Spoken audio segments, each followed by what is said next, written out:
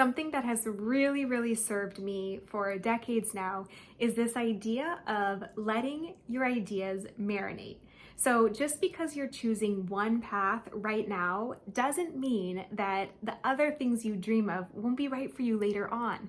Actually, life has a way of weaving through all kinds of different chapters, and often what you start with now is going to support those other dreams later on. You're going to gain so many skills, so much experience, so many new connections to draw from whenever those later dreams are ready. So I want to show you how this has applied in my life and maybe spark some ideas for how it may work for you as well. So when I was in my 20s, I kept this blog. Every single weekday I would publish something different. And when you're producing that many ideas every single month, you are constantly jotting things down. So I had a notes app full of all kinds of ideas and things that I would work on or write about. But I started to notice this pattern and just this gut feeling around some ideas needing more time before I was ready to fully write about them and fully put something out in the world around it.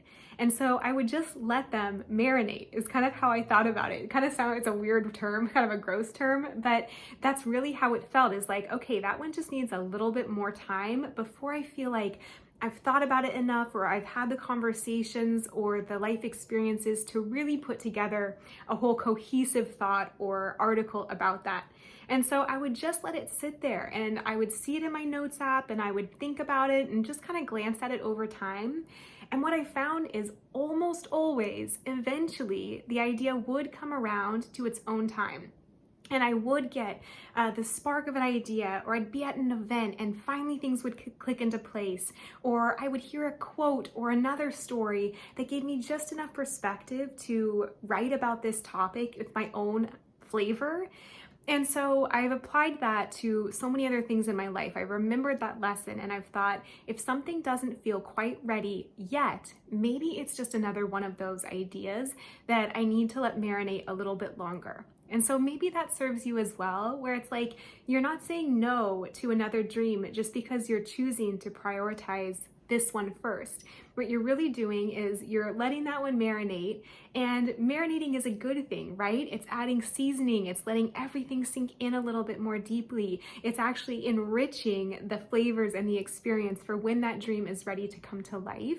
So think about it that way. If you're feeling conflicted about making a decision and how it means saying no to another one, maybe it doesn't mean no at all. Maybe you're just letting your ideas marinate and you're choosing the one that is the most ready and the most flavorful and has the most going for it right now.